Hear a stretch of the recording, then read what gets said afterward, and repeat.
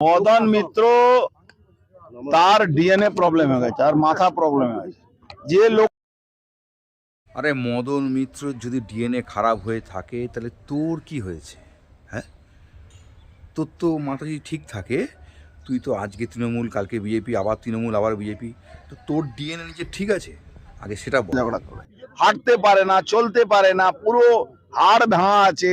মদ খেয়ে রোজ পড়ে যাচ্ছে বিছনা থেকে, মদ খেয়ে বিছনার উপরে পেচ্ছাপ করে দিচ্ছে। তারপরে ওই হাঁটতে পারে না, চলতে পারে না, মাল খেয়ে বিছানাতে মুতে দিচ্ছে, এত কথা বলছিস। তা তুই কি সেই বাথরুমটা পয়সা করতে যাস? তা তুই এত কিছু জানলি কী করে? হ্যাঁ, আরে মদন মিত্র এমন লোক, আরে হাঁটতে পারুক না পারুক, সেই লোকটা মানুষের জন্য যা করে সেটা তুই করতেও পারবি না।